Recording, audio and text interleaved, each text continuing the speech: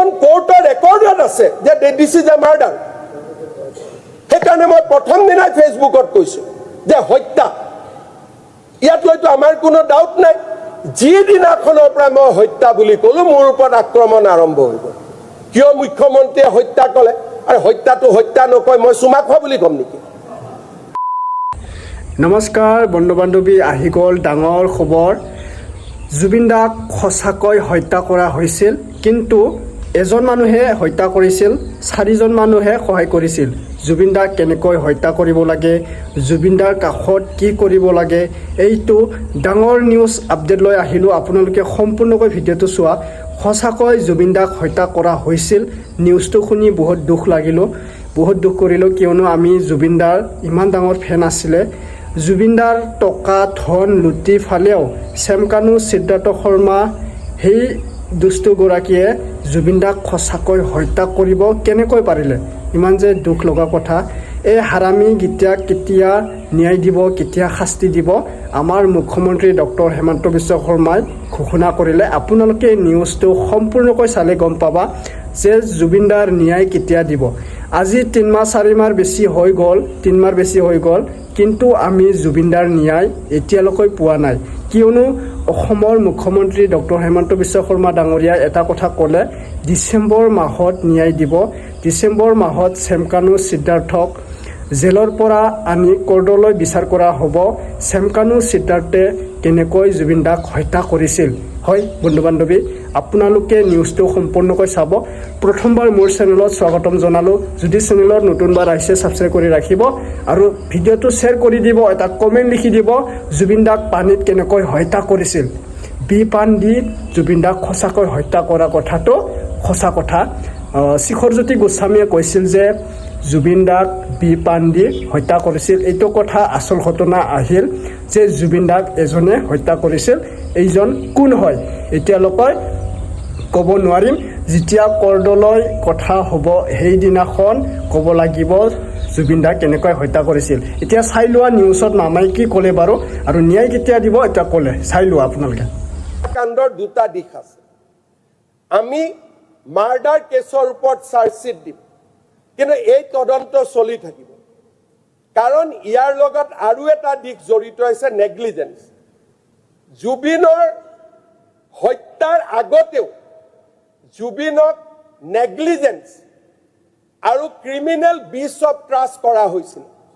যিহেতু তদন্ত হৈছেই, তদন্তৰ পৰিসৰ আৰু বাঢ়িব।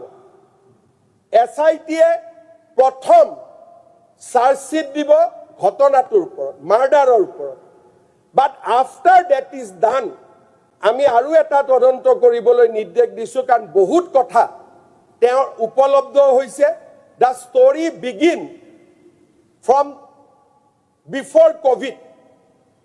দ্য ষ্টৰি বিগিন, আজি লাষ্ট 8 বছৰৰ পৰা এটা ডাঙৰ ষ্টৰি চলি আছে। তাৰ প্ৰমাণ আমাৰ লগত আছে। সেইকাৰণে মই SITক কৈছোঁ যে 8 তাৰিখে আপোনালোকে মাৰ্ডাৰ কেছৰ চাৰ্জশ্বিট দিয়ক। তাৰ পিছত এক্সপাণ্ড দ্য ইনকুৱাৰী, যাতে আমাৰ জুবিনক জীৱিত কালত এজন মানুহেও যদি অন্যায় কৰিছিল সেই মানুহজনক সাৰি যাব নোৱাৰে। আমি ইমান দূৰলৈ যাম বুলি আমি সিদ্ধান্ত লৈছোঁ। মই ভাবোঁ সময়ৰ কষতি খিলে আমাক প্ৰমাণ কৰিব যে অসমৰ যুৱ প্ৰজন্মৰ হাৰ্টথ্ৰব, আমাৰ মৰমৰ আদৰৰ জুবিন গাৰ্গক ন্যায় প্ৰদান কৰিবৰ কাৰণে এইখন চৰকাৰে লোৱা প্ৰচেষ্টা। SIT তদন্ত নোহোৱালৈকে SITৰ বিপক্ষে কথা কৈ তেওঁলোকক ডিমৰেলাইজ নকৰিব। যিদিনাখন তদন্ত ৰিপৰ্ট আহিব, চাৰ্জশ্বিট আহিব, সিদিনাখন যদি কোনোবা উকিলে কয় this is a weak chargesheet, বেলেগ কথা। কিন্তু আজিৰ দিনটোত যেতিয়া আমি দেখাই নাই চাৰ্জশ্বিটখন কি হ'ব, মোক এনেকে এটেক কৰিলে, মুখ্যমন্ত্ৰীয়ে কিয় হত্যা বুলি কৈছে? আৰে দিছ ইজ অন ৰেকৰ্ড। এখন কোৰ্টৰ ৰেকৰ্ডত আছে যে দিছ ইজ এ মাৰ্ডাৰ।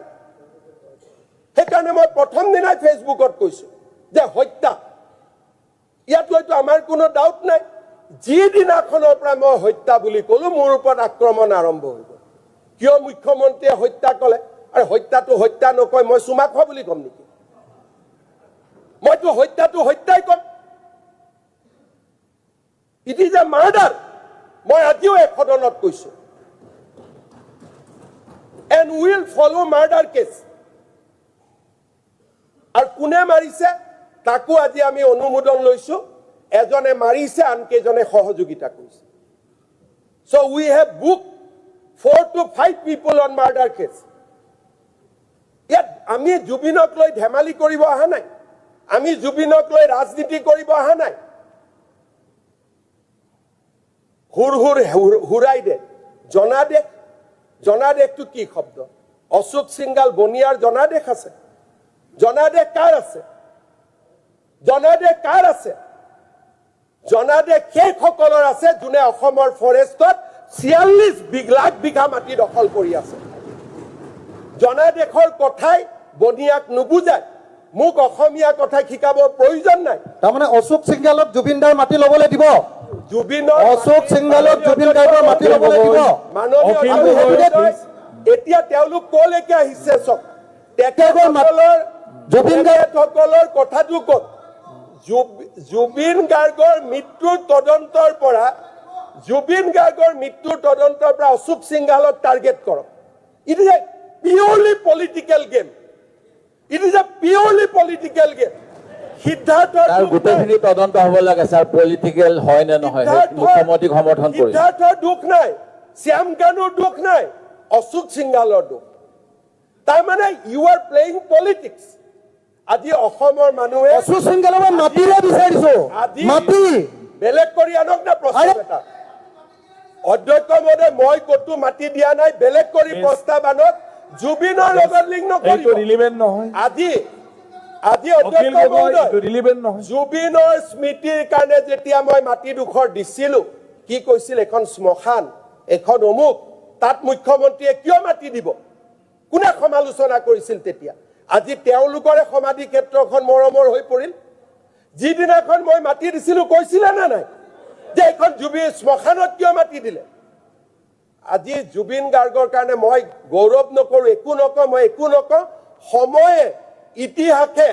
ইয়াক হিচাপ কৰিব যে জুবিন গাৰ্গৰ কাৰণে অসম চৰকাৰ আৰু বিজেপিয়ে কি কৰিছে উই আৰ ষ্ট্ৰং আমি কতো ভুল কৰা নাই we have to play games with the criminals আমি ক্ৰিমিনেলৰ লগত গেম খেলিব লাগিব আৰু ক্ৰিমিনেলে মোৰ গেমত ভৰি দি অলপ সময়ৰ কাৰণে অসতৰ্ক হৈ গ'ল and we could arrest Siddharth immediately জুবিনৰ 13 দিনৰ দিনাখন শ্ৰাদ্ধৰ 13 দিনৰ দিনাখন we have arrested almost all the accuse আৰু আজিলৈকে কোনেও বেল পোৱা নাই বিহু কমিটিক মতাটোৱে আজি সাংসাৰী বিহু কমিটিৰ যিটো এভিডেন্স কাৰণ all these evidence has come to government মই ফাইলত সহি মাৰি দিল্লীলৈকে পঠাইছো কাগজ so' I am aware today officially because investigation is completed MHC পৰা অনুমোদন আহাৰ লগে লগে বিহু কমিটিক যদি নামাতে